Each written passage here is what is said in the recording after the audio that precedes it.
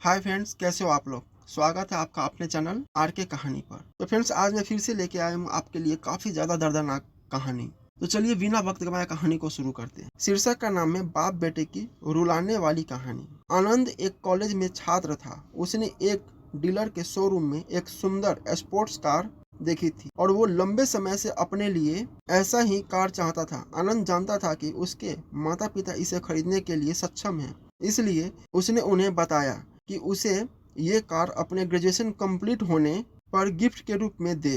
देखते ही देखते वो दिन भी आ गया और पिता ने जेम्स को अपने निजी कार्यालय में बुलाया। उन्होंने उससे कहा कि मुझे तुम्हारे जैसे अच्छे बेटे पर बहुत गर्व है।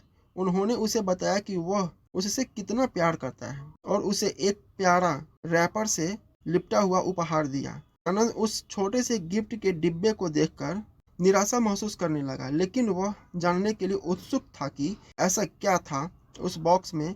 इसलिए उसने बॉक्स तुरंत खोला और उसमें एक लाल कपड़े से लिपटी भगवत गीता देखी। आप इतने अमीर हैं और आप मुझे केवल एक गीता दे रहे हैं। काफी गुस्से से अपने पिता पर वो चिल्लाया और अपनी नाराजगी और गुस्से के वश में आकर अनबने न आओ देखा न ताओ तुरंत घर छोड़ दिया। काफी साल बीत गया। आनंद अब एक सफल व्यवसायी बन गया था। वह अपने जीवन में खुश था। उसकी शादी हो चुकी थी और उसके 2 बच्चे थे। उनका परिवार एक सुंदर घर में रहता था, लेकिन उसके पिता के साथ टूटे रिश्तों के कारण उसकी आत्मा अभी भी आहत थी। आनंद अपने पिता का घर छोड़ने के बाद कभी उनसे नहीं मिला था।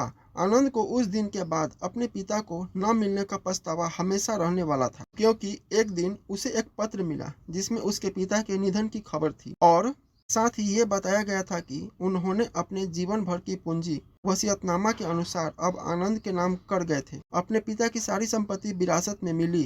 तब आनंद अपने पिता के घर पहुंचा और कुछ महत्वपूर्ण कागज की तलाश करने लगा और गलती से उसे वही भगवत गीता का उपहार लिपटा हुआ मिला, जिसे देखकर उसे फिर उसी उदासी का एहसास हुआ। उस गीता को उसने अच्छे से देखा तो उस पर अपने पिता की हैंडराइटिंग में कुछ लिखा पाया। उस पर लिखा था, मैं खुद को बेचकर भी हर सपना पूरा करूंगा तेरा, बस तू सपने जरा बड़े देखना।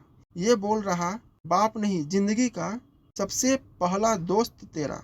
ये कविता पढ़ी ही थी कि अचानक उस किताब से एक चाबी गिरी, जिसके ऊपर लगे टैग पर उसके ग्रेजुएशन होने की तारीख के साथ कॉन्ग्रेचुलेशन और आई लव यू लिखा हुआ था।